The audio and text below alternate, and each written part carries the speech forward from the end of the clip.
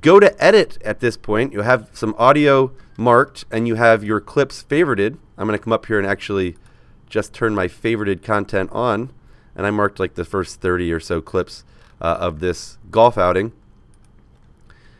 I can come through and grab these clips and place them according to what's going on in the audio and help the audio drive what I'm actually watching. So in this case, if I play the entire clip and that's where I want it to end, I want to take a closer look, and I can hit Command plus, or I can hit the slider at the bottom edge of the screen to zoom in over here.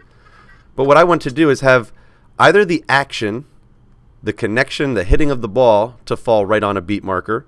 In this case, I'm pretty close. Or I want to have the very end of that shot, the finishing of this sequence. Okay, we got the follow through right there where the club comes all the way around. That's the end of my clip. I want this to fall directly on top of one of those beat markers. So I can slide this clip to the right. And whether I keep the audio or not in my original clip, I just need to make sure that the action is completed with the beat. And I think probably having the ball being struck is probably this is a soft spot in the audio. I probably want to move it to where the beat actually picks up. And I can actually see it. It's going to happen up here in a second.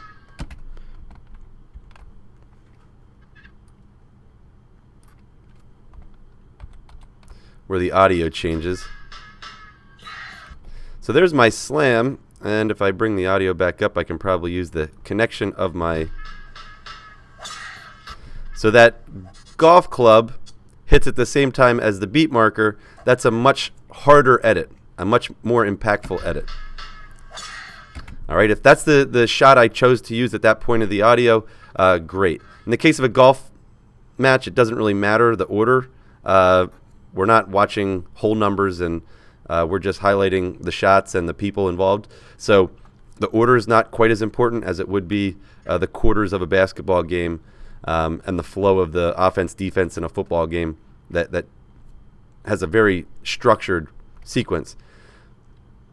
For this softer portion of the audio, maybe you want to put some softer footage, something that matches. So I do know I have, right there, under C6, I have footage of players walking the course.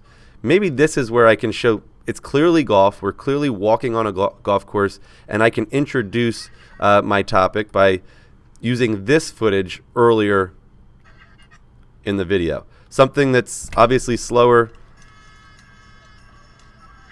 And actually the steps of her walk, of this golfer's walk, kind of matches up with the beat of the music.